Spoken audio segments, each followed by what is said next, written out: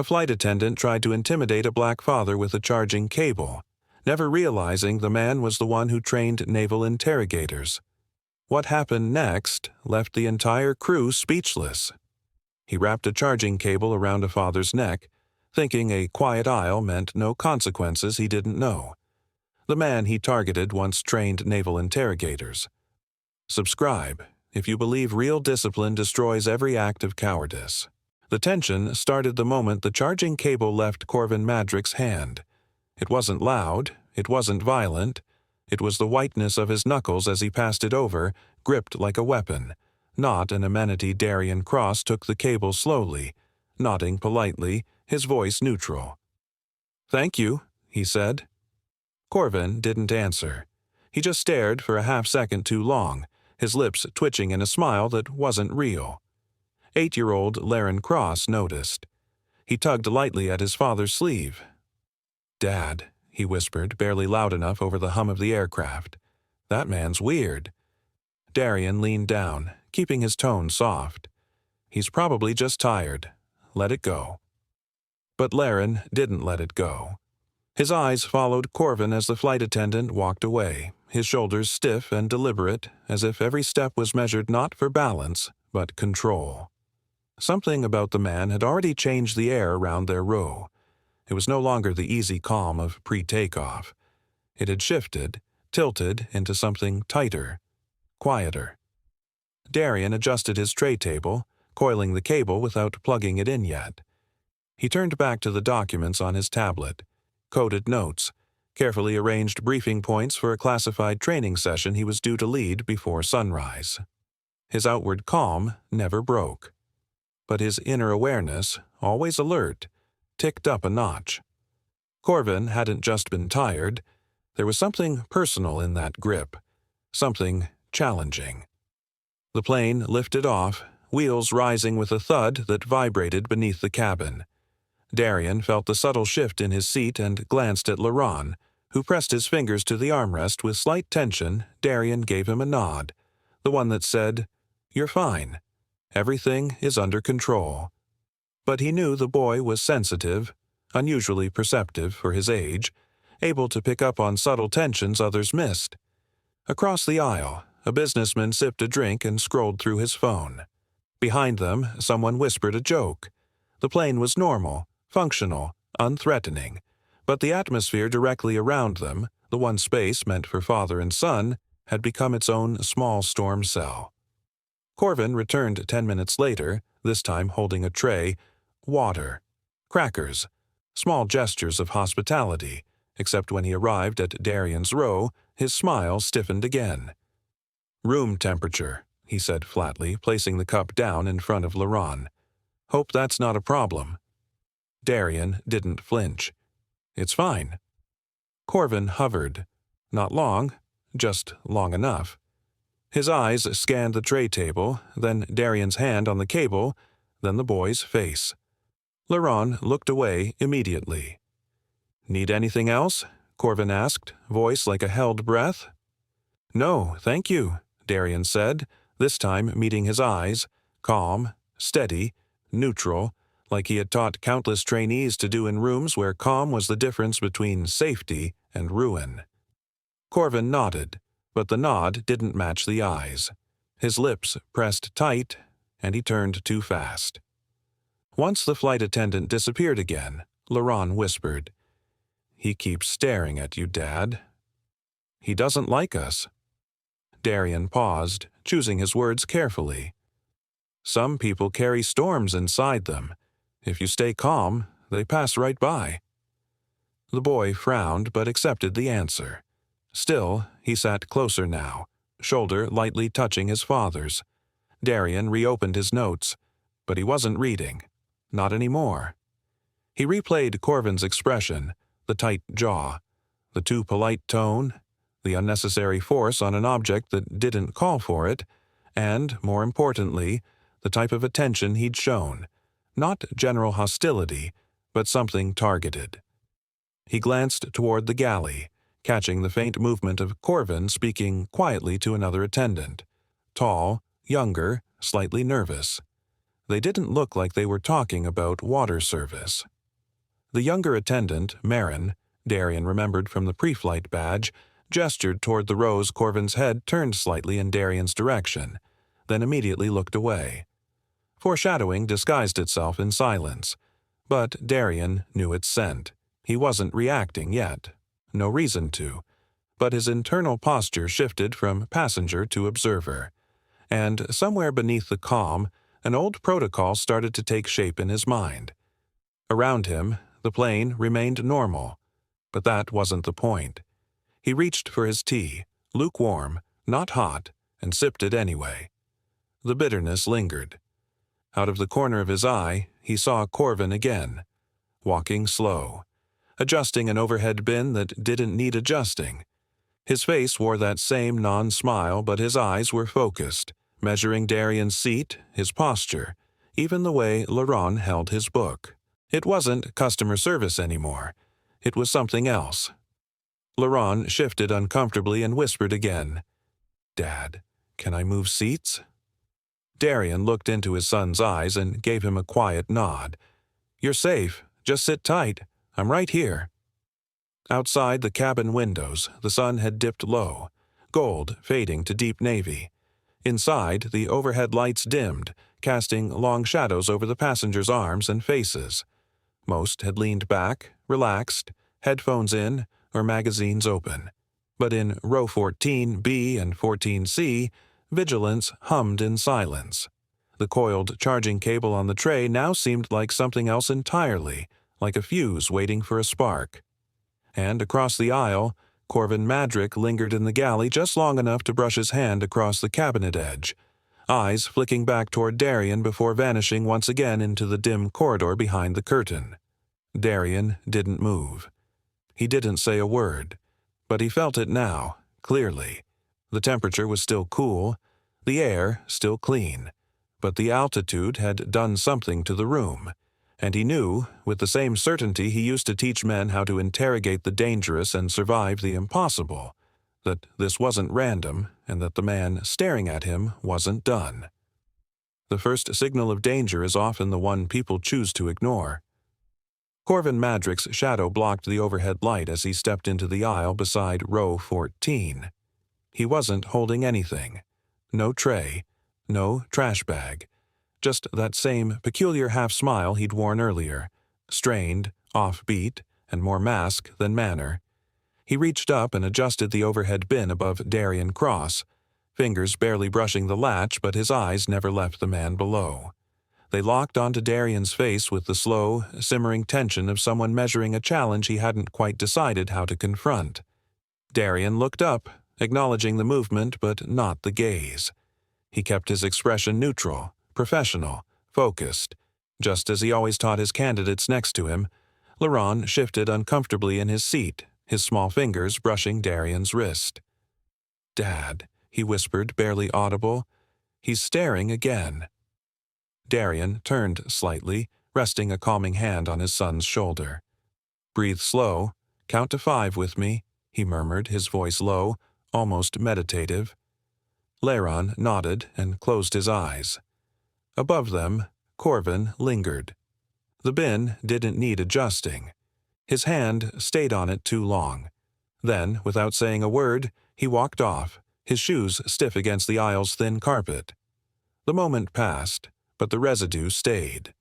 Later, when Darian pressed the call button to request a refill of warm water for Laurent's tea bag, it remained unacknowledged. Twice. No attendant came. Instead, Corvin walked the aisle delivering drinks to others, skipping row 14 altogether. The man 3 rows ahead received a fresh coffee. The woman across from them had her cup cleared before she even asked, but Darian and Laurent might as well have been cloaked in fog. "You think he's mad at us?" Laurent asked. "No," Darian replied gently, "but some people misunderstand calm for defiance." From the rear galley, Marin Vale appeared. A younger attendant, visibly uncomfortable, he approached Corvin as the senior steward restocked napkins into a drawer with robotic motions. "Corvin," Marin began, voice pitched low, "I think you should let me handle row 14. I can just—" I said I've got it, Corvin muttered, not even looking at him. Some folks need to be taught respect the old-fashioned way. Marin blinked, startled. They haven't done anything. Corvin turned slowly, face darkening. You going to keep talking, or are you going to finish prepping service? Marin hesitated, then retreated to the forward galley, his footsteps quieter than before. Back at their seats, the air around Darien and Laren felt heavier. Subtly, almost imperceptibly, the mood of the cabin shifted. Nothing obvious. The temperature hadn't changed. The engines still hummed, but it was as if a static field had settled over row 14. Then came the turbulence minor, a slight bounce that caused a few heads to lift. The seatbelt signs didn't even blink on. Still, the motion gave Corvin the excuse he needed. He moved swiftly down the aisle and stopped beside Laron. "Stop kicking the seat," Corvin snapped, pointing at the man in front of them. Laron froze. "I wasn't. I didn't." "He hasn't moved in 10 minutes," Darien said calmly, his voice composed but firm. "He's been reading." Corvin's eyes narrowed. "I saw what I saw." "And I responded," Darien said, not rising to the bait. A beat passed. Corvin stared at him longer than necessary before walking off. But not before his hand, passing the tray table, grazed the coiled charging cable beside Darien's tablet. His fingers lingered a half-second too long, brushing the cord as though memorizing its texture. Darien watched that moment. Small, insignificant to most, but something in the pressure of Corvin's touch made a mental note form instantly in Darien's mind. He's not trying to serve. He's trying to provoke. Still, he said nothing. Instead, he resumed reading the training assessment report for the next day's program. Or tried to. Laron shifted closer, whispering again, "I want to move seats." Darien's heart clenched, but he didn't let it show. "You're safe," he said, squeezing his son's hand once. "I'm right here." Across the aisle, a businessman turned his page too loudly. The lights dimmed for mid-flight rest. Time seemed to stretch. Quiet. Too quiet. In the rear galley, Corvin stood alone. His hand, slightly trembling, hovered again over the cable bag, though he wasn't touching any of the other passengers' devices. He stared toward the dark cabin like a man preparing himself, not for service, but for confrontation. No one noticed. Not even the captain. Not even Marin, who was now up front, nervously checking tray alignment. Corvin's fingers flexed once as they brushed a similar coil of spare cable tucked beside the service tablet, the kind that could be coiled around something else. Or someone. Back in row 14, Darien adjusted the tray and slid the charging cord to the side. It curled tightly, innocently, like a sleeping snake. Laron leaned on his father's arm, and somewhere behind them, Corvin began walking forward again. The danger that grows in silence is the one that suddenly erupts. As the plane leveled into its cruising altitude, the steady hum of engines filled the cabin, and overhead lights softened into a low glow. The atmosphere seemed calm, at least on the surface. Corvin Madrick halted beside row 12 with an abruptness that startled the passengers nearby. His arm shot out and pointed at Laron, Darien Cross's 8-year-old son. "He was kicking the seat," Corvin declared, his voice flat but loud enough for nearby passengers to hear. Laron blinked in confusion. He hadn't moved from his upright posture, his small fingers still holding onto the edge of his comic book. Darien looked up slowly, his voice measured and respectful. "My son's been reading quietly for the past 10 minutes, he said. "I believe you may be mistaken." Corvin's eyes narrowed. The corners of his mouth tightened, not into a frown, but into something else. Something satisfied. It wasn't the satisfaction of being right, it was the anticipation of escalation. He didn't reply. He stood for a moment longer, as if waiting for Darien to push further, to challenge him directly. Marin Vale, the second flight attendant, hurried from the galley and tried once more to redirect the situation.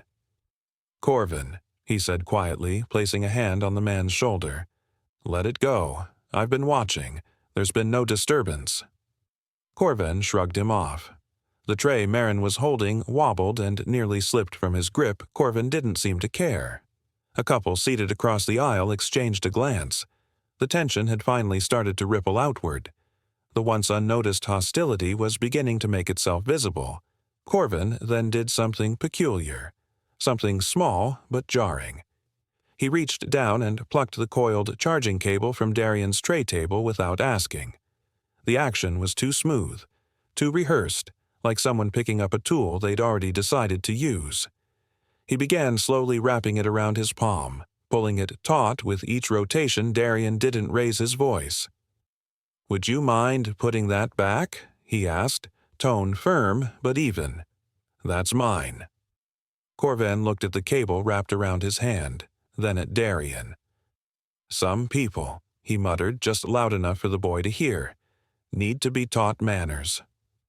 Laron instinctively pulled back into his seat, his shoulder brushing against his father's arm. Darian's mind clicked into motion, not in panic, but in evaluation. He wasn't just hearing Corvin's words, he was studying the breathing pattern behind them, the stiffness of his joints, the tight arc of his shoulders. This wasn't a man managing a routine flight. This was someone trying to dominate an interaction he didn't understand. Corvin dropped the cable back onto the tray, not neatly, but with a loud slap that turned several heads. The cable coiled messily like a discarded threat. The cabin lights flickered. Just a slight dim in return, the sort that usually goes unnoticed. But in that moment, it felt like the lighting itself was responding to the weight of the moment. Darian reached slowly for the cable, not to use it, but to remove it from the table, away from sight, away from temptation. Corvin watched the motion, his expression unreadable. He lingered another few seconds before walking away, his footsteps slower than before. It wasn't retreat, it was delay. Calculated delay. "Dad," Laron whispered, barely audible. "Can we move seats?" Darian shook his head gently and whispered back, "We're safe. Stay close to me." From the galley, Marin watched Corvin pace, his concern growing. The younger attendant knew something had been wrong for days. But now, the quiet tension had a name, and it was circling one row, row 12.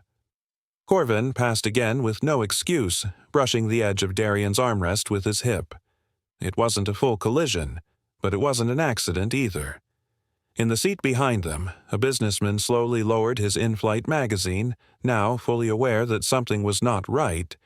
Darian let his hand rest gently on the armrest, close to the cable, but not touching it. He wasn't preparing to defend himself with it, not yet, but he knew what it symbolized now. The cable wasn't just a forgotten accessory anymore. It had become a cue in the rising theater of confrontation. A test, waiting for someone to fail. Corvin's voice suddenly echoed from 2 rows up. "I'm done playing nice." The passengers didn't hear the context, but the tone cracked the stillness. A few heads turned. Some frowned. A silence heavier than pressurized air sank across the cabin. Laron's hand reached for his father's sleeve, gripping it tight. Darian glanced down at his son, then up at the aisle. His face remained composed, but inside, a mental shift began, one he hadn't needed to activate in years. Sometimes the moment before chaos is quieter than calm. Corvin struck Darian's boarding passes from his hand with a loud, open-palmed slap. The sudden motion made a snapping sound against Darian's knuckles and sent the passes fluttering like wounded birds into the aisle. A few passengers gasped audibly. The cabin, until now filled with soft murmurs and the hum of cruising altitude, froze. Laron jerked back into his seat, clutching the armrest so tightly his knuckles paled. His mouth opened, but no sound came out. His breath caught somewhere between fear and disbelief. Darian didn't flinch. His fingers, now empty, simply curled inward for a moment before relaxing again. His eyes, however, narrowed, just slightly. It was not anger, not even alarm. It was assessment. A precise recalibration of everything he had tolerated up to this point. Corvin saw it, the change, and misread it. "You think you're clever?" Corvin muttered under his breath, stepping in closer, his boots grinding lightly into the carpet. The cabin light above Darian's seat flickered once, casting a sharp glint across the curled charging cable still coiled on the tray table. As if magnetized by tension, Corvin's hand drifted to it, brushing it lightly with the back of his fingers. A tick of his jaw betrayed some inner decision forming fast and violently. Darian's voice was calm. "My son is assigned here. You verified it yourself. Please back away." The quiet of his tone made it cut deeper. Several passengers leaned forward now, watching, not intervening, but visibly disturbed. Some began filming quietly with their phones angled from hip level. Marin, standing just a few rows behind, saw the building pressure and moved quickly down the aisle. "Corvin," Marin called out, voice stern but measured. "You need to step away now." Corvin spun with sharp shoulders, barking, "I said I'll handle this myself." Marin reached out, grabbing Corvin's arm. It was a move of warning, not force, but Corvin yanked his arm free violently, nearly knocking a drink cart off balance in the process. Passengers flinched. One baby began to cry. The atmosphere had gone from tense to volatile in seconds. Darian didn't move, but leaned just slightly toward Laurent and whispered something inaudible. Laurent nodded and slid behind his father, protected now by a wall of calm presence that shielded without boasting. Darian's body angled protectively, his left leg slightly shifted to block access, right hand resting near the edge of the seat as if by coincidence. But Corvin read the movement as challenge, and it tipped him over the edge. "So, you think you're better than everyone? Let's see how quiet you stay now," he hissed. His hand shot forward, grabbing the cable off the tray. Before Darian could fully rise, Corvin lunged behind him and looped the cord around his neck with practiced speed and a disturbing clarity of intent. Laurent screamed. The cable yanked tight. Gasps erupted throughout the cabin as passengers bolted up from their seats, some shouting for help, others, too, frozen to speak. Darian's body jerked back in the seat, the loop sinking into the flesh of his neck. His eyes widened, not in panic, but calculation. His hands came up fast, gripping the cord, but not to tear it away. He was analyzing pressure, anchoring his feet, leaning his chin down to protect his airway. Corvin bore down with both hands, his face twisted with effort and something darker. Vindication, maybe. "Still quiet?" He spat through gritted teeth, pulling tighter. From behind them, Marin shouted, "Corvin, let him go!" and launched forward. Corvin only tightened more, ignoring everything but the sensation of power. Darian's vision pulsed around the edges, but he didn't thrash. He didn't panic. He'd been here, under worse. His mind, trained in systems and survival, began assessing leverage, physics, timing. He shifted his torso, adjusting pressure on the left side, subtly tilting so Corvin had to adjust his footing. Corvin didn't notice the shift. He thought he was winning. Around them, chaos unfolded. One man tried to reach for the intercom. A woman shouted for the air marshal, though none had yet stepped forward. A boy in the third row cried, clutching a stuffed animal to his chest. Laurent sobbed silently behind his father's seat, eyes wide and locked on the coil cutting into his father's neck. Darian remained composed. His fingers didn't claw randomly. They tested grip. They probed for weak points. Every slight inhale he managed bought him one more second to analyze. He could feel the moment approaching, when Corvin would shift, or stumble, or lean in too far. He wasn't waiting. He was preparing. The cord tightened. Darian's lungs burned, but his spine straightened just enough to keep his airway from closing. Corvin leaned in harder, his voice low and trembling. "You sit there like you're above all of us, like nothing can touch you." Darian's lips parted, not in a plea, but in control. "You've already lost." Corvin didn't understand, but he would. The passengers watched, horrified and uncertain whether they were witnessing the collapse of order or the rise of something stronger. And still, Darian did not strike. He calculated. He waited. He listened to the rhythm of the engine, the turbulence settling, the shift of Corvin's boots behind him as they adjusted weight. And just beneath all that, he heard Laron breathing. His son was alive, safe, not touched, not yet, and that was all that mattered. The moment was razor thin, and when Corvin pulled just a bit harder, tipping his balance, Darian readied his move. But the moment to act had not yet come. Not yet. The moment someone crosses the line, the truth of both men finally appears. Corvin yanked the charging cable tighter around Darian's neck with a violent snap, the thin wire biting into the skin below his jaw. The attack was sudden, shocking, and so brutally silent that the first sound in the cabin was Laron's panicked gasp.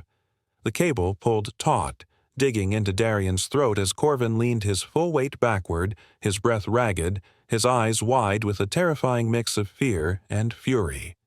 Passengers jerked upright, some freezing, others shouting at once. The aisle lights flickered, throwing sharp glints across Corvin's trembling hands. "Sit down! Everyone sit down!" he shouted, his voice cracking as he pulled harder, his knuckles turning white with strain. His expression was unhinged, sweat running down the side of his face as though he had prepared for this moment yet lost control of himself at the same time. Darian's fingers flew to the cable, not to rip it away in panic but to find the specific point where Corvin's grip anchored the tension. He angled his chin downward, forcing the cable toward the stronger part of his neck, buying seconds of breath. His shoulders shifted just enough to create a sliver of space, a maneuver invisible to the untrained eye. To everyone watching, he looked desperate, his hands clawing at the wire, his breath choking out in tight bursts, but inside, his mind had already dropped into a deep, controlled calm. "Dad!" Laron cried, his small hands trembling as he tried to stand, only to be pushed back by a terrified passenger who whispered, "Stay behind the seat, son. Stay down." A chorus of voices rose around them. Pleas, gasps, fragmented words, but Corvin ignored them all. His voice shook with rage. "Stop pretending you're calm. Not this time." He jerked the cable again, leaning forward with a frightening intensity, the muscles in his arms trembling from force and panic. His breaths came out uneven, almost wild, his mind too clouded to notice how close he stood to the very man he believed he controlled. Marin stumbled from the galley, face pale, trying once again to intervene. "Corvin, let go! Let him go!" His voice cracked with fear. He reached for Corvin's shoulder, but Corvin turned and shoved him with a burst of adrenaline. Marin flew sideways, slamming into the edge of a seat, winded and dazed. Darian heard Marin hit the seat. He heard Laron's trembling voice. He heard the passengers shouting, but all of it became distant noise, secondary to the quiet calculations forming in his head. The cable's tension, Corvin's stance, the angle of the pressure, the distance to the nearest armrest, the stability of Corvin's footing. Corvin didn't know it, but he had trapped himself.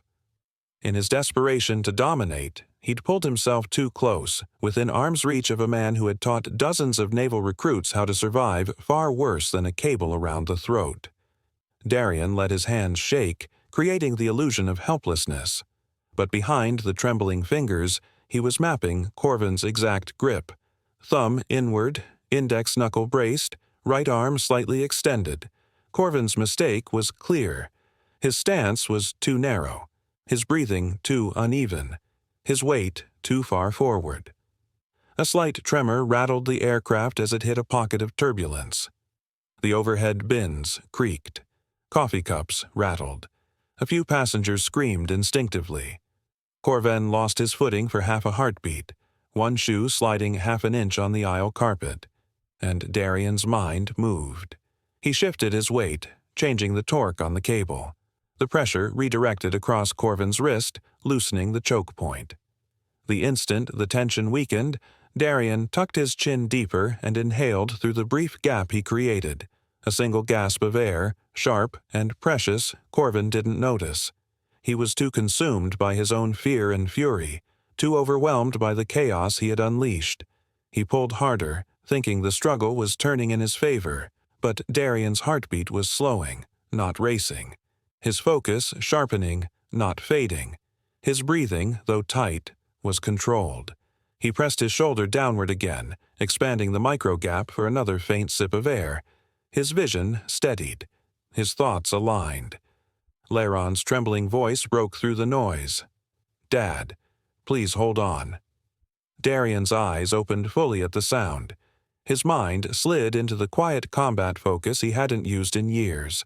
Every detail, the timing, the cabin sway, Corvin's grip, aligned like pieces of a puzzle forming mid-air.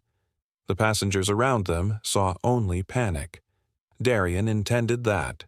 Corvin escalated when he believed he was winning. So Darian let him believe it.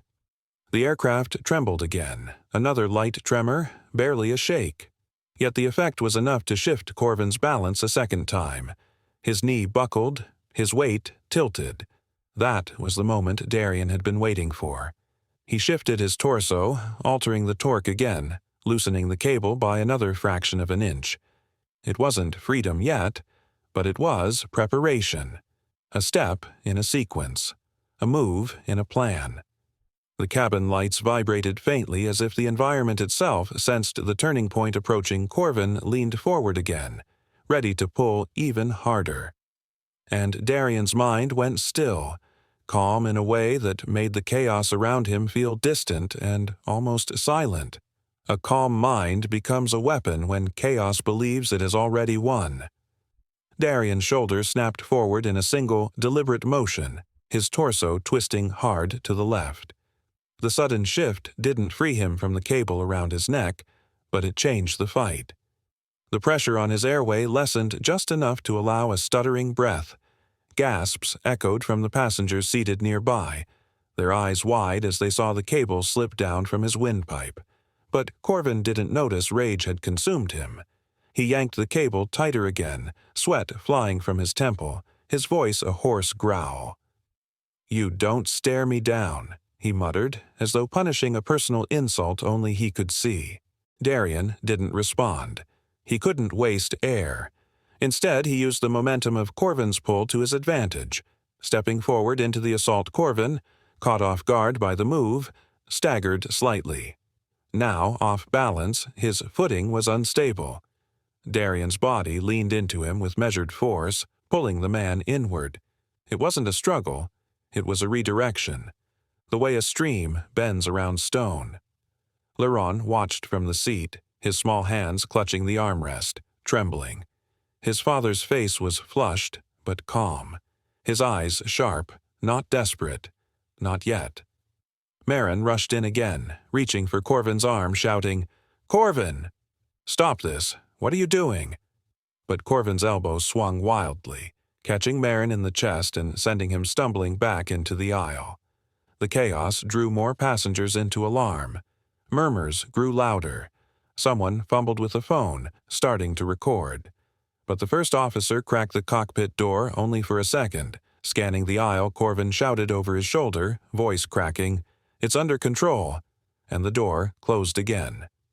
Darian caught the flash of opportunity that slipped past, help that came and went. Still, he did not panic.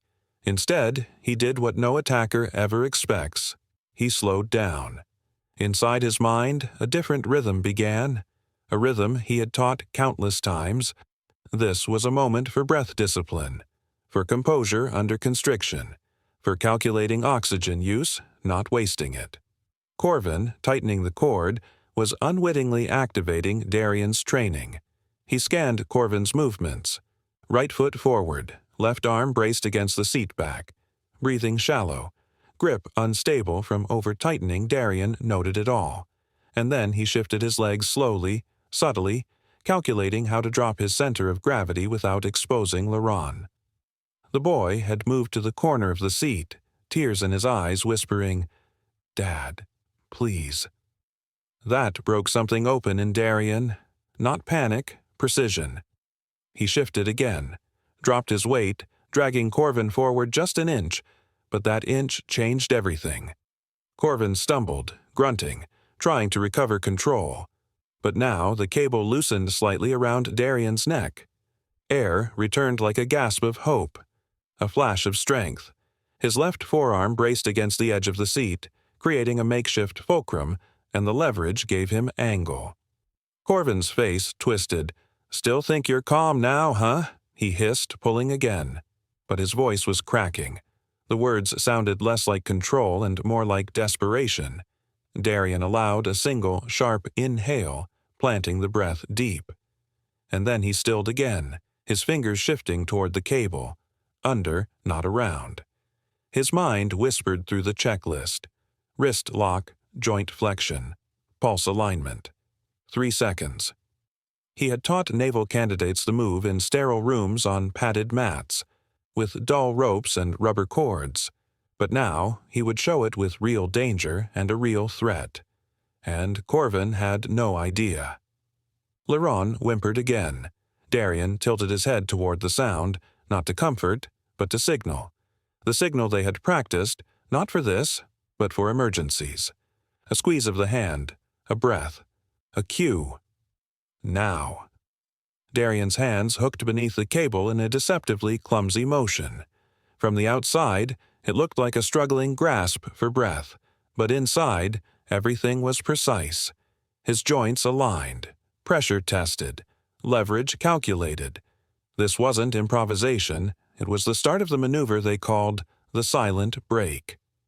He exhaled once, long and steady, feeling the shift inside Corvin's tension, the slight recoil that told him the man was unsure.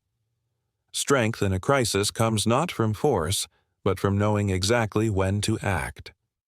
The cable snapped taut between them, and in that exact moment, Darian acted. He rotated his wrists inward with mechanical precision, trapping the cord between the sharp bones of his forearm and Corvin's exposed knuckles. The shift was subtle but brutal, forcing the nylon to bite into Corvin's fingers like a tightening snare. A rasp of surprise escaped the flight attendant's throat, not pain exactly, but confusion. His dominance, which moments ago felt unshakable, was slipping. Darian didn't hesitate. With the pressure reversed, he lifted his chin and used Corvin's momentum to rise halfway from his seat. Body angling forward like a coiled spring releasing Corvin's body followed, off balance, unprepared for the change in gravitational control. A gasp rippled through the cabin as passengers witnessed the shift. The man they assumed was suffocating now stood, eyes level with his attackers, spine rigid with control. Corvin's face twisted, not in fear, not yet, but in something worse, disbelief. He clenched harder, determined to reassert power, but the harder he pulled, the more the cord dug into his own hands. The very thing he used as a weapon was betraying him.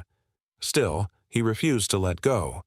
Pride held him in place, pride and a festering anger that had outgrown logic. Darian stepped to the side. Not a stumble, a calculated repositioning. His body angled around Corvin's right side, pinning the wrist as if closing a circuit in a training maneuver he'd taught 100 times before he didn't shout. He didn't gloat. He leaned in, voice low enough to be heard only by the man gripping the cable. "Let go." Corvin flinched. The calmness in that voice struck him harder than a raised fist ever could. He blinked, suddenly aware of the hundreds of eyes locked on them. The performance had changed. He wasn't the enforcer anymore. He was the fool who'd picked the wrong man. But he hesitated too long. Darian's arms moved with the speed of a closing trap. A snap upward, an outward jerk, and the cable flew free from his neck. Corvin's hands, raw and shaking, released it instinctively, his grip broken not just by force, but by technique. The shift was instant. He stumbled forward, unbalanced, and crashed into the back of the seat in front of them. His breath punched out of him in a grunt. Laron, wide-eyed and trembling, ran to his father, but Darian gently pressed him behind his left leg, never breaking eye contact with Corvin. His breathing was steady now, slow, methodical, every inhale a testament to control regained. The cable lay on the floor between them, no longer a weapon, just a length of cord with no power of its own. All around them, the cabin came alive in low murmurs. Some passengers spoke words of thanks, others just stared, shocked into silence. Phones had begun recording. A man in the third row clutched his chest, whispering a prayer. Another young traveler leaned across the aisle, eyes filled with awe and confusion. Corvin remained still for a moment. Panting, disoriented, his confidence cracked. He blinked at Darien like seeing him for the first time, not as a man he could dominate, but as something else. Something steady, unshakable, and far more dangerous than he had ever imagined.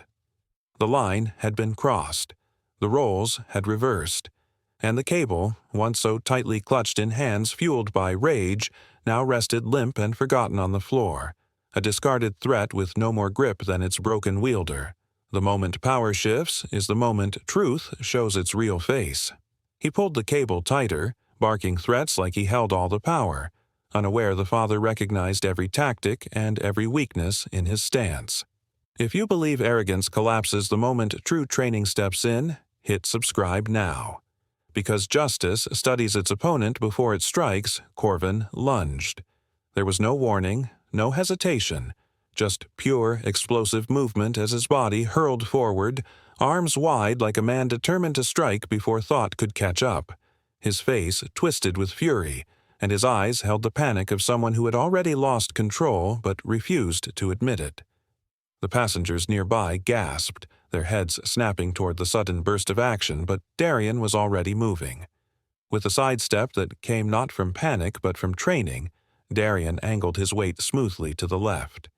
His right hand caught Corvin's forearm mid-lunge while his left braced gently against the attacker's shoulder.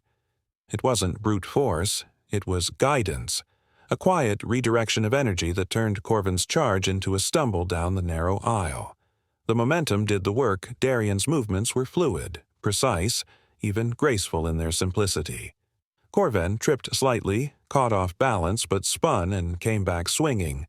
"You think you're special?" he bellowed, his voice cracked with rage. Darien's jaw tightened. He didn't answer. He didn't need to. The irony thickened like smoke in the cabin. Corvin had no idea he was fighting the very kind of man who trained others not to break under pressure. For years, Darien had taught elite operatives how to remain calm when surrounded, how to observe when others reacted, and how to dismantle chaos without becoming part of it. Corvin had managed, in his own misguided aggression, to invite that skill set into the worst possible context. "Stand down," Darien said, voice low but unshaken. His breath remained even, each word controlled. But Corvin didn't hear the warning, only the tone that made him feel smaller. That tone became the trigger. He charged again, his steps loud against the carpeted aisle, passengers pulling back in fear and disbelief. This wasn't a scuffle. It wasn't a misunderstanding. It had become a storm. Darien saw it coming. He stepped in, not to strike, but to end it. Gripping Corvin's right wrist, Darien used the attacker's own motion against him. He rotated the wrist slightly upward and outward at an angle most couldn't endure without pain. Corvin's knees buckled, and with a startled grunt he dropped to one knee in the aisle, caught between disbelief and pain. He looked up, sweat on his brow, mouth slightly open as if unsure how he ended up there so quickly. "Let go of me," he hissed through clenched teeth, trying to twist out. "You need to stop," Darien replied evenly, still not raising his voice. "This doesn't have to go further." Around them, passengers remained frozen. Some clutched seat backs, others held their phones just barely aloft, too stunned to record, too afraid not to. Meron, the second attendant, fumbled with the emergency restraints overhead, his hands shaking but his resolve slowly hardening. For the first time, the cabin had truly shifted from shock to collective tension. Leron stood just behind Darien's leg, hands balled into fists at his sides, his small frame trembling with adrenaline. He didn't speak, didn't cry. He just watched, the way a boy watches the moment his father becomes something more than just a parent.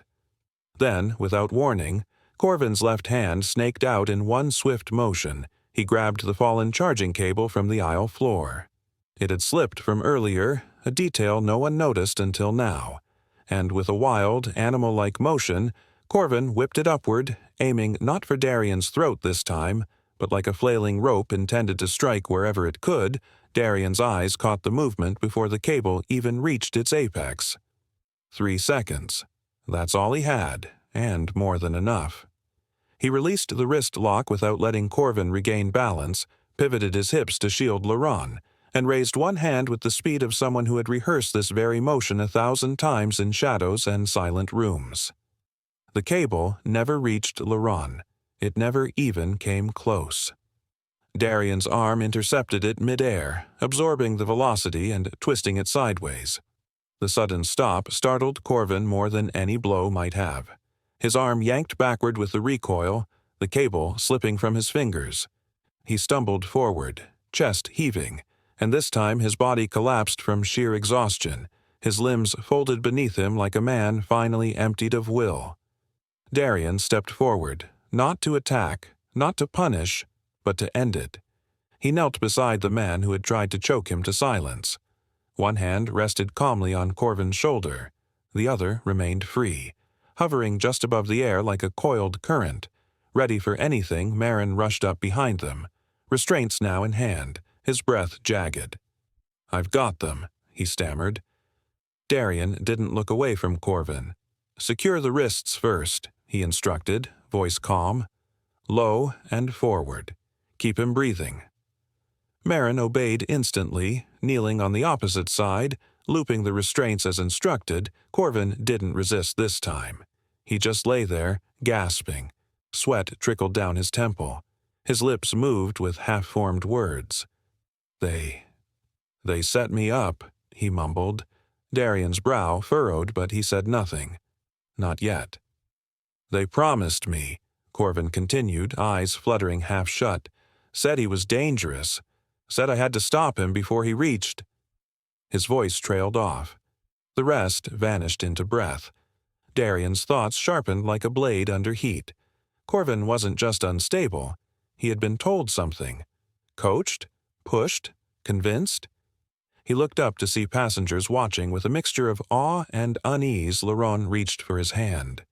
Darian took it immediately, his grip firm. Then, quietly, a man in a gray blazer stepped forward from the back of the cabin. His hair was white, his face calm but pale. "He wasn't supposed to target you," the man said softly. Darian didn't blink. He didn't move. His silence held the weight of 100 unspoken questions, but the moment didn't belong to answers. Not yet. It belonged to revelation. A desperate man reveals his true self in the final reach. Corvin swung the cable upward like a whip, wild and desperate, the frayed plastic cord cutting through the air with a faint snap. Darian didn't hesitate. He pivoted. One smooth, practiced motion, he deflected the strike with a sharp twist of his wrist, redirecting the cable away from Laurent, away from the passengers, away from harm. Corvin's momentum betrayed him. Off balance and exhausted, he stumbled forward as if gravity had turned on him, collapsing face first toward the aisle carpet, gasping. The fight had drained him, but not his madness. Darian knelt immediately, pinning Corvin's shoulder with one hand, keeping the other open and ready. His gaze didn't flicker. Not even once every muscle in his body was controlled. His breathing regulated. His weight calculated. To the average eye, it might have seemed like mercy, but in truth, it was strategy. Hold without harm, neutralize without escalation. Around him, murmurs rose like the hum of a waking hive. Phones were out now. Passengers recorded shakily, whispering, "Is he all right?" "That's the flight attendant, isn't it?" "He was choking that guy." Marin arrived in a clumsy sprint, sweat shining on his brow, fists clutching the emergency restraints. His hands trembled as he bent beside them. Where do I—" "Behind the wrists, anchor through the elbow crease. Don't cinch too tight," Darian instructed calmly, never taking his eyes off Corvin. His voice was steady, almost clinical. The kind of voice that cuts through chaos not with volume, but with certainty. It made Merrin move faster. With Darian guiding each restraint, Corvin's flailing wrists were immobilized, locked gently but firmly. But Corvin wasn't done. He panted like a man running from himself, shoulders heaving. Then he muttered through gritted teeth, "You set me up. You knew this was coming." Darian blinked. "No. But now I know you didn't act alone." Corvin's eyes twitched with confusion and something darker. Paranoia, guilt, delusion, or maybe a cocktail of all three. The dramatic irony pierced the scene like an unseen blade. This man, the one who launched the assault, who wrapped a cable around an innocent father's neck in front of witnesses and cameras, now saw himself as the victim. In his mind, he was the one wronged, the one tricked. As Merrin finished securing the last strap, Darian gently lifted Laurent onto his feet and guided him closer. The boy's eyes were glassy, wide with a mixture of fear and amazement. His arms locked tightly around his father's, seeking warmth, certainty, and safety. Darian held him with the strength of someone who'd built resilience not in battle, but in preparation for it. Across the cabin, the captain's voice broke through the tension. "Ladies and gentlemen, we are initiating an emergency landing protocol. Please remain seated and calm." The announcement triggered another wave of murmurs. Some passengers cheered softly, others wept. A few silently turned their cameras back to the restrained figure on the floor. Corvin, still breathing hard, lay slumped against the base of the row, eyes flicking rapidly between passengers, between judgment and shame. But Darian wasn't watching him anymore. He was piecing together a puzzle. The way Corvin had behaved from the beginning, too targeted, too precise in his provocations. The strange confidence. The comment about being promoted. It hadn't felt random. It felt aimed. Then came the twist. A hand tapped Darian's shoulder. He turned. Standing behind him was a man in a dark navy blazer, neatly pressed slacks, silver hair, and sharp eyes that darted nervously around the cabin. The man leaned in and spoke low, too low for anyone else to hear. "He wasn't supposed to target you." The words landed like a thunderclap in Darian's mind. Everything around him fell quiet, not because the noise stopped, but because his focus narrowed. His spine straightened. His pupils sharpened. Laurent looked up at his father, sensing something had changed again. Darian didn't respond. Not yet. He only studied the man, watched his posture, the way he gripped the seat for balance. This wasn't just a witness. This was someone who knew more. But the statement alone changed the entire meaning of the night. This wasn't a breakdown. It was a misfire. The trap had been meant for someone else. Or worse, it hadn't.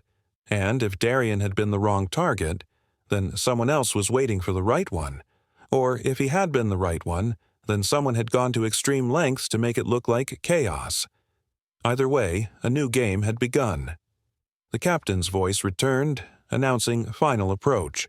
But Darian was no longer thinking about landing. He was thinking about motive, about misdirection, and about the one quiet question that had just rewritten the entire night's story. The plane descended, but something else had taken off. The moment the stranger spoke, the night shifted from danger to revelation. The descent jolted the passengers with a sudden dip, and overhead compartments creaked as the plane dropped altitude toward Midcrest Airfield. Darian didn't flinch. His eyes were fixed on the older man who had quietly leaned in 2 rows behind during the aftermath of the attack.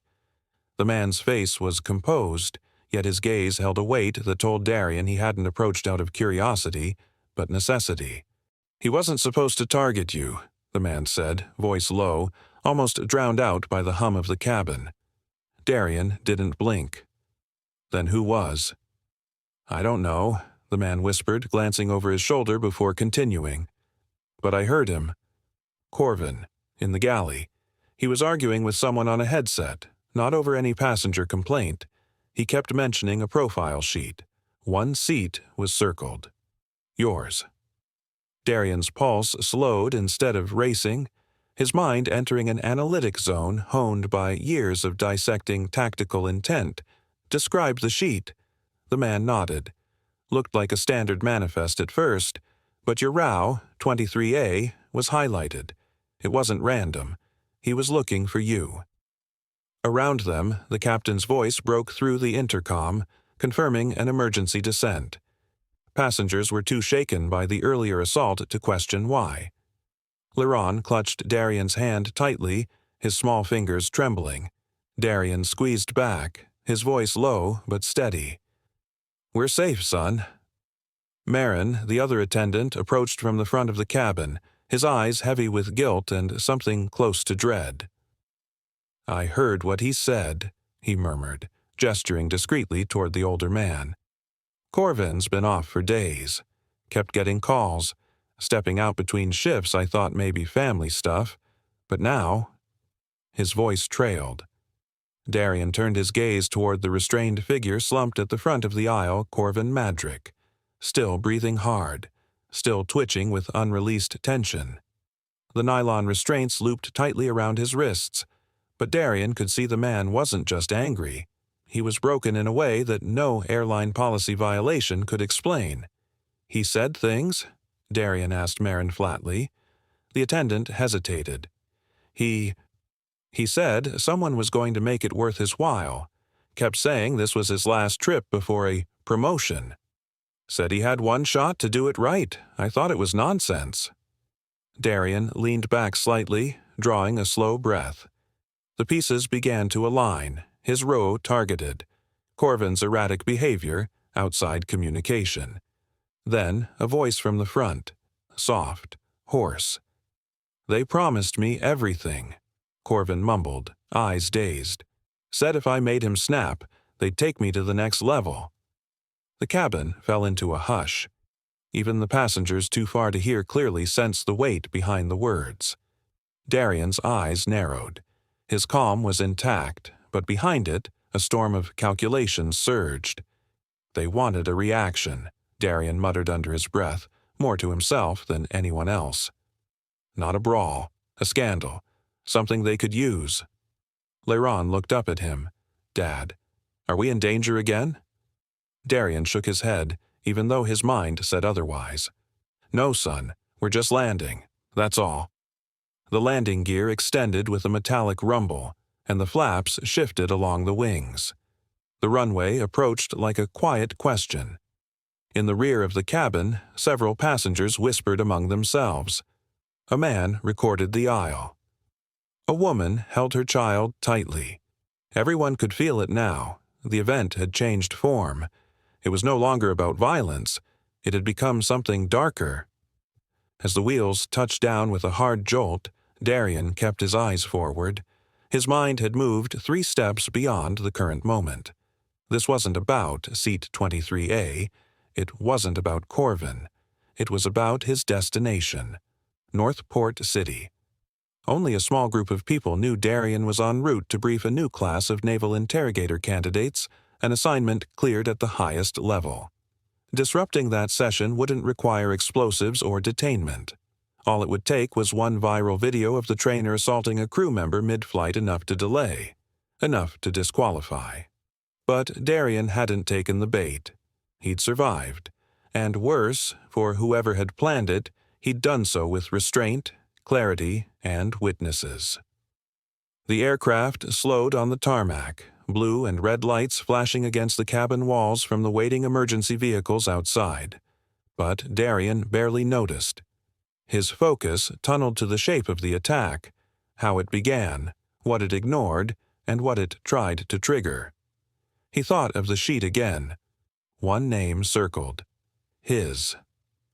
As the plane taxied to a stop and seatbelts clicked open, Marin gave him a wary glance. "What happens now?" Darian answered without turning his head. "Now I find out who wanted me disqualified." And as he stood to guide Laron toward the exit, the older man's warning echoed in his mind like a second landing. "He wasn't supposed to target you." The plan had gone wrong for the attacker, but what if it hadn't gone wrong for the planner? The landing gear lowered, but the truth was only beginning to rise. The aircraft touched down with a heavy jolt, the wheels bouncing once before gripping the runway with a teeth-rattling screech. For a split second, the cabin held its collective breath. Then came the whirring deceleration, the deep hum of engines reversing, and the flickering flash of red and blue lights slicing through the window panes as emergency vehicles shadowed the plane down the taxiway. Seatbelt signs still lit. Passengers clutched their armrests, some praying, others muttering nervously. The storm had passed, but the air remained thick with its aftermath. Darian Cross didn't move. While others glanced toward the front, desperate to escape, he remained perfectly still in his seat beside Laurent, one steady hand resting on his son's shoulder. His eyes scanned the aisle, the overhead bins, the glances shared between nervous passengers. It wasn't over, not yet. He knew better than to believe the threat ended just because the wheels had kissed the ground. The most dangerous moment in an operation often came after the action, when people relaxed and let their guard down. Darian wouldn't. A sharp metallic click broke the quiet as the cabin door opened. 2 airport security officers stepped in briskly, their posture alert but not panicked. They clearly expected to find some drunken passenger subdued by crew members, not a uniformed flight attendant cuffed on the floor, and a calm man in civilian clothes holding a boy close, yet radiating the control of a silent commander. One officer paused mid-step. The other looked around in confusion. "That's him," one passenger blurted out, pointing not at Darian but at Corvin. "That's the one who attacked." Corvin, still restrained, was being hoisted to his feet by Marin and another male crew member. His eyes were wild. He shouted through spit and confusion. "I did what I was told. You don't understand. He was the threat." The officers barely flinched. One leaned toward his shoulder mic and muttered something unintelligible, while the other motioned for Corvin to be led down the aisle.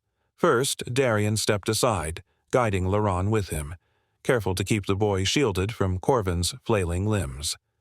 They moved out of the cabin, through the jet bridge where the fluorescent lighting felt colder, harder. The moment their shoes met the carpet, 2 uniformed security supervisors approached Darian. "Sir, we need you to step aside for some questions," said the taller of the 2. His voice was polite but clipped, too clipped. Before Darian could respond, the older man from the cabin, the same one who had whispered about the profile sheet, stepped forward. "This man did nothing wrong," the passenger said, his voice louder now, purposeful. "I saw the whole thing. The flight attendant attacked him without provocation. I'll make a full statement." The taller supervisor blinked, caught off guard. He nodded slowly. "We appreciate that, sir." Still, the second officer didn't budge. He gestured again toward a side hallway, a narrow door slightly ajar down the corridor. "Sir, if we could just speak with you privately." Darian's eyes narrowed. "I'd prefer to remain in view of the cameras," he said calmly, his voice firm but not aggressive. "May I see your ID?" The officer hesitated. A beat too long. Then he reached for a badge, but his hand paused, just for a flicker of time. That flicker told Darian everything. He shifted subtly, placing his hand on Laurent's back, guiding him back toward the center of the hallway where passengers still flowed. "I'll answer your questions here," he said clearly, raising his voice just enough for nearby witnesses to hear. "This is where I'll stay." The officer stared for another second. Then, without a word, he turned and walked away, vanishing down the corridor like smoke thinning in wind. The silence that followed buzzed with invisible threads, unspoken tension, glances between security staff, the quiet murmur of passengers connecting dots. One of the other officers stepped forward and addressed Darian with more respect now. "We'll set up a space where everything can be recorded. Thank you for your cooperation, sir." Darian nodded once. "And, for the record," he said, glancing toward where the retreating officer had gone, "any further interviews will remain on camera, no exceptions." "Yes, sir," the officer replied. Laurent looked up at his father, eyes wide but filled with something more than fear now, something closer to awe.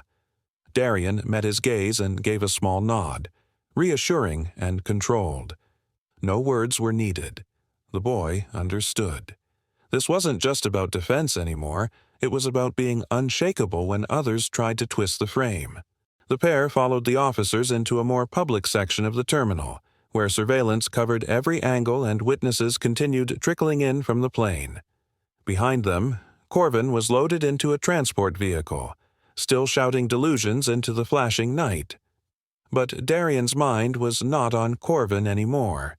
He was thinking about the moment the officer tried to lure him into isolation, about the message from the older man, about the glances in the cabin, about the phrase Corvin had shouted, "I did what I was told." He had just survived an attack meant to make him break, to provoke a reaction, to turn him into a villain on camera. But he hadn't broken. He had endured, exposed, and unraveled the moment with control so quiet it became power. Beside him, Laurent took his hand again. Darian gave it a slight squeeze. The moment Darian refused the back room, the trap collapsed under its own silence. The moment the door sealed behind them, the fluorescent lights of the debriefing room flickered once before stabilizing. The quiet hum of the air system filled the sterile space as Darian sat upright, his posture firm but not defensive. Laurent, seated beside him, clutched a paper cup filled with warm water in both hands, his eyes wide and red-rimmed from the earlier ordeal. A wall-mounted monitor displayed paused footage, grainy video captured by a passenger's phone, frozen at the moment the charging cable was looped around Darian's neck. A federal investigator named Ryman Dane, mid-40s with sunken eyes and a pressed charcoal suit, leaned forward over the conference table. He hit play. The screen came alive with motion and panic. Corvin's face twisted with anger. Darian's body was tense but composed, resisting the choke with a discipline few could comprehend. The sound of a child's voice, Laurent's desperate cry, pierced the room. The investigators remained silent for a long stretch after the video ended. "The footage confirms it," Riemann said finally, his voice calm but brittle. "He initiated the attack. There was no provocation. You remained restrained throughout." Darian gave a small nod, his eyes never leaving the screen. "What about the rest? The galley audio?" Another agent, Marvin Corr, younger and more analytical, clicked through files on a nearby laptop. "We have that too. Marin Vale's testimony aligns with it." Corvin was agitated, mentioning a promotion he believed was coming. "But here's the problem." He turned the laptop toward them. A screen filled with metadata appeared. "This is from Corvin's airline-issued tablet. 30 minutes before the incident, he received an encrypted message through a non-airline channel. We decrypted it." He clicked a file. Text scrolled into view. Most of it was technical noise, scrambled fragments, but one line was clear. "He must react. Force it. Make him lose control." The words hovered in the air like a toxin. Laurent stiffened, glancing at his father. Riemann looked at Darian. "Does this mean anything to you?" Darian inhaled slowly. "It's a behavioral trap, a provocation model, designed to bait a subject into retaliating publicly." Marvin leaned in. "You think you were the subject?" "No," Darian said. "I know I was." He leaned forward now, folding his hands in front of him, voice low. "In my role, I train operatives how to resist psychological provocation under extreme stress. That encrypted message, it wasn't just instructions. It was a playbook. Someone knew how I respond. They wanted a reaction for the cameras." Riemann nodded slowly. "So, if you had reacted with aggression—" "I'd be the one under arrest," Darian finished. "The footage would show me attacking a crew member. They wanted to discredit me, remove me from something." Marvin tapped the keyboard. "You have any enemies? Anyone with reason to derail your work?" Darian's eyes narrowed. "I don't deal in enemies." but I do deliver courses to classified personnel. Some groups might see that training as a threat." For a moment, the room went quiet again. Then the door opened and Marin stepped in, visibly shaken but composed. He carried a folder and looked directly at Darien. "I remembered something," he said. "Corvin kept saying he was being moved to a special operations team. Kept bragging about it for the past week. Said it wasn't official yet, but very high level. I asked around, that position doesn't exist." Marvin's eyes flashed. He was being lied to. "Or manipulated," Ryman muttered. Marin set the folder down and opened it. "Here's the shift schedule. I checked. Corvin shouldn't even have been on your flight. He was switched in last minute." Darien's gaze darkened. "Who signed the change?" "Operational manager. But the signature doesn't match the usual record. Could be forged." Laron's grip on his cup trembled slightly. Darien placed a hand on his son's shoulder, anchoring him without looking away from the screen. "Whoever sent that message," Darien said, "knew I'd be calm, knew I'd resist, but they gambled I'd snap if it meant protecting my son." "And if you had," Riemann added grimly, "this would be a different conversation." Another tap on the keyboard pulled up a second log. It showed Corvin's recent network activity, calls routed through proxy lines, IP addresses bouncing across multiple cities. "All designed to obscure origin. We're running tracebacks," Marvin explained, "but whoever arranged this used military-grade masking software. This wasn't personal. This was orchestrated." Darien sat back. He looked at the ceiling, then the wall camera above the monitor. Corvin wasn't the mastermind. He was a tool. Marvin looked toward Laron. "Your son. He handled himself incredibly well." Laron looked down, embarrassed. Darien gave him a brief, reassuring squeeze. "Is it over?" Laron whispered. Darien turned to him. His voice was steady. "Yes." But his eyes said something else entirely. He scanned the room again, noting exits, ceiling tiles, mirror angles, the way one investigator's hand hovered just a bit too close to a locked drawer. Internally, his conclusion was cold and precise. This was not the end. This was the start. The agents nodded and began discussing next steps, but Darien heard none of it. His mind was already building profiles, tracing motive, assigning probabilities. The digital message had exposed the operation's most critical flaw, its dependence on visibility, and Darien Cross had just survived it in full view of the world. The message on the screen revealed the attack was never personal. It was purposeful. The first time Corvin repeated the phrase, "They said he was dangerous. They said I had to stop him before he reached Northport." The agents in the interview room barely reacted. But by the third time, it wasn't just a phrase, it became the key that shifted the entire investigation's lens. The words weren't the rant of a deranged man anymore. They were a breadcrumb. Darien Cross sat upright in a metal-framed chair inside a federal debriefing facility. His hands steady on the table as he reviewed the transcript again. Laron was asleep on a nearby couch, wrapped in a soft, security-issued blanket. The room was quiet, except for the faint hum of surveillance equipment in the ceiling. Across from Darien sat two men in plain Navy suits, Agent Rylan Thorne and Deputy Investigator Malcolm Vex. Their faces were marked by fatigue but edged with curiosity, and a touch of unease. Thorne cleared his throat. "Mr. Cross, we've confirmed that only 6 individuals had access to your flight manifest before takeoff. You, your coordinator at Horizon Span, and 4 internal handlers for your destination briefing." Darien didn't blink. "And how many of those 6 knew I was en route to Northport for the classification module?" Malcolm looked up from his notepad. 2, including myself." Silence followed, thick as wet concrete. Darien leaned forward slightly, eyes sharp. "Then, either one of those 2 leaked my location, or someone tapped into your comms." He wasn't accusing, he was assessing. Every word was calculated, not for defense but for clarity. A knock interrupted. A young analyst entered the room, laptop in hand. "Apologies," he said quickly. "There's a time-stamped message we just decrypted, sent to Corvin Madrick's device 30 minutes before the incident."